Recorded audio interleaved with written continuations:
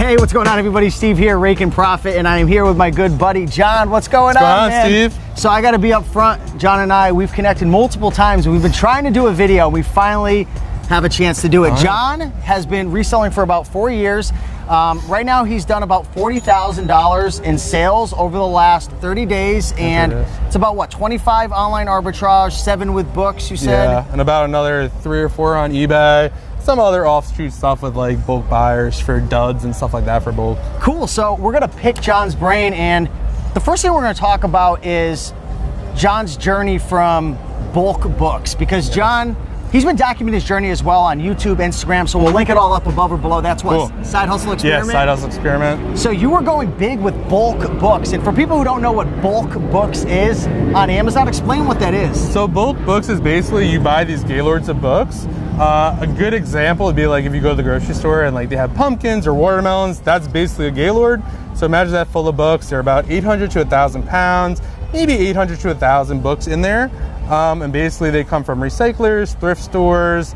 Basically they get delivered to my warehouse. We unload it with a forklift and then basically process them with like some equipment and software.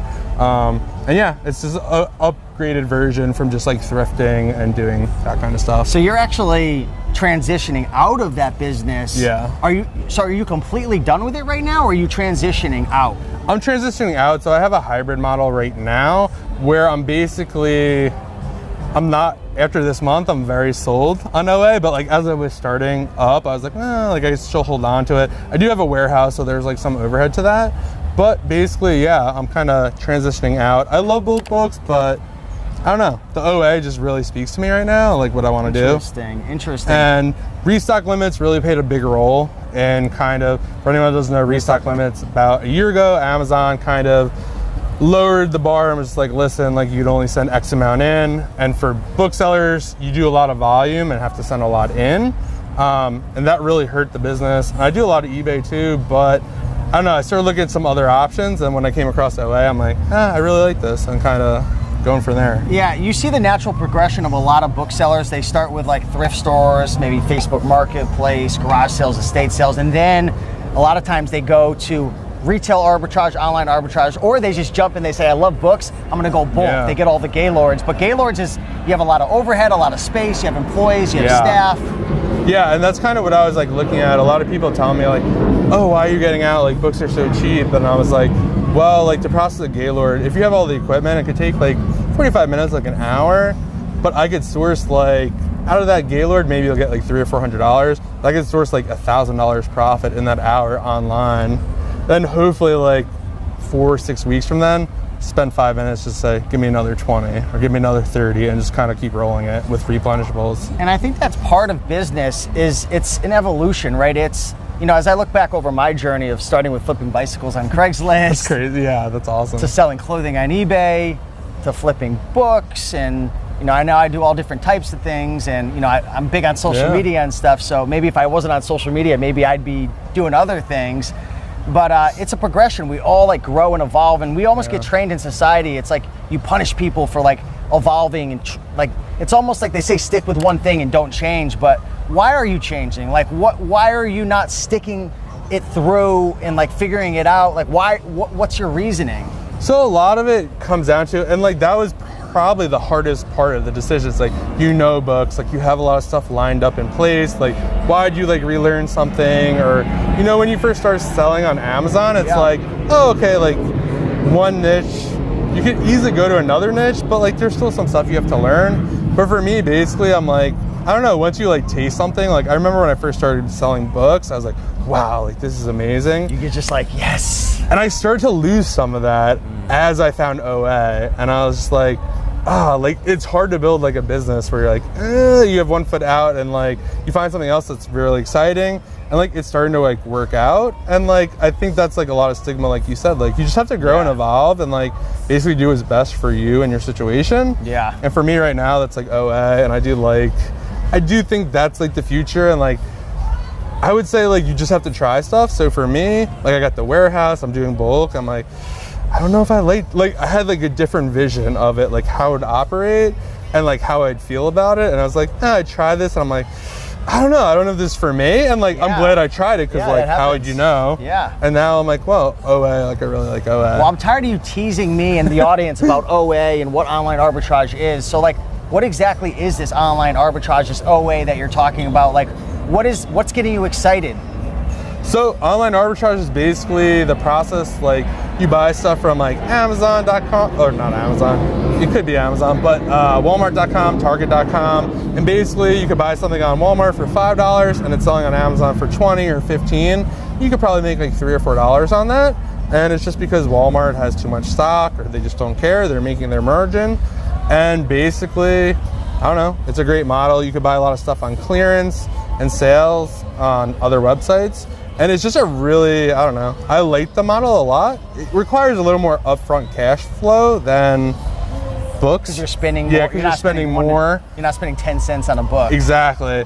But it also comes with advantages, like, as you know, your book sell, your mom does, like, you have to condition all the books. Like, you got to leave. Like, this, it's all new. It's not like 20 of a quantity. Yeah, people can't complain. Well, they can complain about it, but everything's new. Like, for the most part, like, you have retail receipts, so they can't say it's fake. So there's just a lot of other... I thought Amazon doesn't take retail receipts. They don't for ungating, but if you said, hey, this phone is fake, I was like, really? Well, then Target's selling a fake phone, and then they're like, oh, you bought it from Target. Have you ever had like, that happen where like they claimed counterfeit? I haven't. Okay. I've heard other people that did, but like, if you have a valid retail receipt, like, it's kind of like, well, maybe Apple's selling some like counterfeit stuff to Target, but it doesn't work for ungating. Now, are you only going to like Walmart? Because I know a lot of people do like Walmart, Target, Kohl's, or are you like, and by the way, you're using VAs known as virtual assistants, right? Not yet. Oh, I'm about to.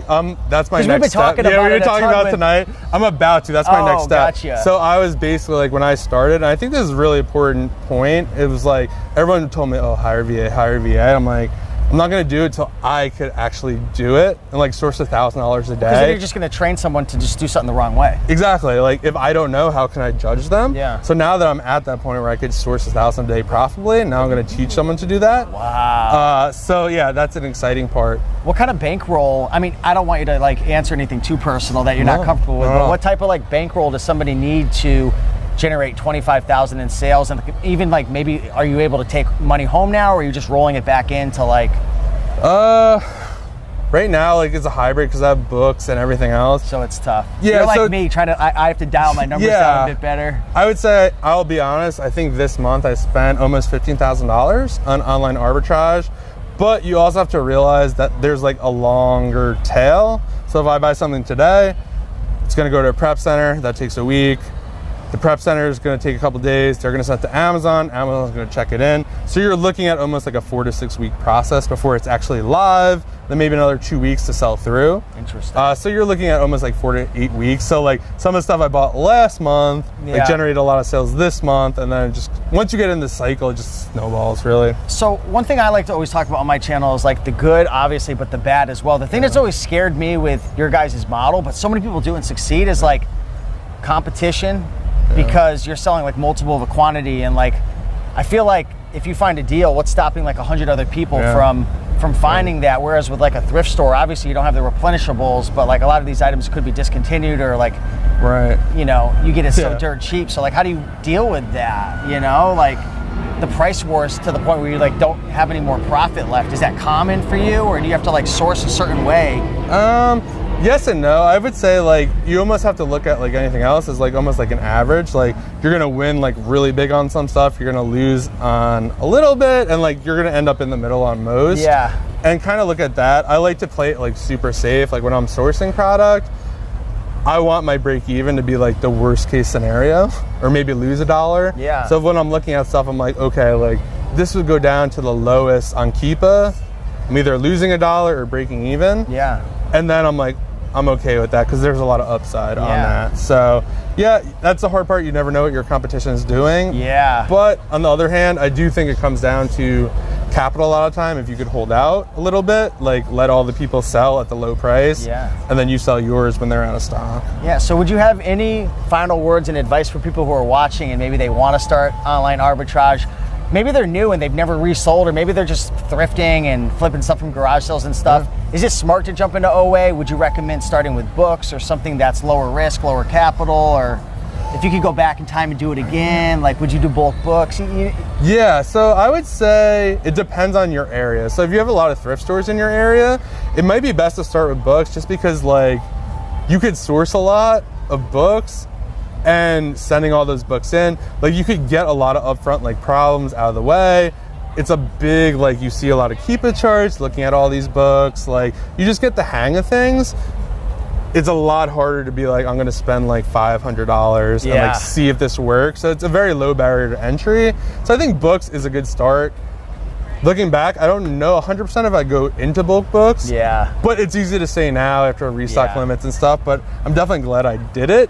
But I definitely think it just really depends. Like, I'll kind of say, like, there's one person I kind of mentored into bulk books, and he was really big on OA, and I'm like, why are you getting out of OA? Like, don't get into bulk, I'm telling you. And he's doing really well, and he's out, and now I'm doing really well in OA. Really? It's just funny, like, how he likes that more and I like this more, and it's just like whatever suits you and your lifestyle, you gotta go with that. It's just part of the journey. You never know until you got to try all the flavors of the ice cream. Yeah, exactly. And that's kind of how it is. And yeah, it's just a lot of trial and error and kind of doing what's best for you. So let's just say that we fast forward a year and you're back at Miami 2023. We're actually at an event right now, and there's a ton of online arbitrage, wholesale sellers, book sellers. If we were to fast forward a year, what do you hope happens over this next year? Like, what type of results?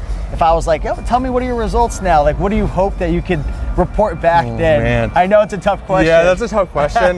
This is hard to say, but 10 million a day. I hope to get close to 1 million in sales on OA, or maybe overall. I want to be fully transitioned out of books, most likely. Get rid of the warehouse. I love working with a prep center and not touching anything. Jameson's been like, Taylor and Avery, they've all been going just wild about it. Yeah, I'm like, all these guys, I'm the last one to hit. Dude, I'm still sending out my 5 shipments a week myself, and it's like, I know if I want to hit, I have a goal of hitting 40K a month. Yeah, no. And I think like that's the other thing too. It's like hard to get, like, we see all these numbers on Instagram and YouTube and all this, and it's like, well, if like 40 is like amazing for you, like that's amazing. For 40 for me, with my profit margins, I'd be making like 15K a month profit. And that's amazing. And like, if someone needs to do 1 million to like shoot there, that's cool too. It's just really what works for you, and like, don't get caught in the numbers. I want to buy a school bus, man. That's what I want to do. I want to buy a bus. That's why I want to make my money. For Miami 2023, we're rolling up in this. So just to end things, since we got things popping off over here in Miami, is bulk books dead? Is it dead, or is it just not suiting you? It's just not suiting me personally. Like I said before, like that one person, like he's crushing it. Like I helped him through it, and yeah, I do think bulk books. I wouldn't start with bulk books because it's a very different animal than just thrifting. But if you really like doing books, then it's an idea. For me personally, I think there are better ways to make money. I love so many booksellers, like I'm contacted with them, but like for me personally, like it's not for me. For them, they love it. So I think that's the cool part about reselling a lot. Like what works for you doesn't work for me, or vice versa, and like that's the cool part about it. Well, hey, thank you so much. Thank you so much, man. It was great. I appreciate you coming on, and be sure to follow John. Again, feel free to shout out your socials. I'll be dropping it in the comments for Instagram, you too. at Side Hustle Experiment, YouTube, Side Hustle Experiment. And if you guys ever have any questions, let me know. You gotta share your journey on there, man. Yeah, man. It's been such a wild ride. And it's like, I will say that one last thing is like, a lot of the times when you're like doing something, you're like, oh, it's impossible, like to get there. And it doesn't seem possible, but then once you get there, you're like, oh, it is possible. And just like use that to like propel it. Like it seemed impossible to buy $1,000 a day until it happened. Yeah. And now that it happens, now it's like, oh, I could do 15, now I could do 2,000, and it just like builds. Yeah. So it's really just putting in the work and not giving up. And finding mentors too. Like we're over here at the event, like there's people here who are just like, I feel like a little freaking bumblebee over here. Like just flying, I don't know. Yeah, it's like crazy what you could learn and like what other people have to share. And like, that's another thing. Like I learned so many people who are just in it like 6 months. I've been doing it for almost 3-4 years. I'm like, I didn't know that. Like you do that? Like, I didn't really know like you could buy so much stuff on eBay used and sell it on Amazon. So I'm like, just kidding. cut that. But yeah, no, we appreciate you, John, coming on. Thanks guys. me. Follow him, like, comment, subscribe, and we're gonna go enjoy Miami. So, yeah, let's go, man. All right, see ya. See ya.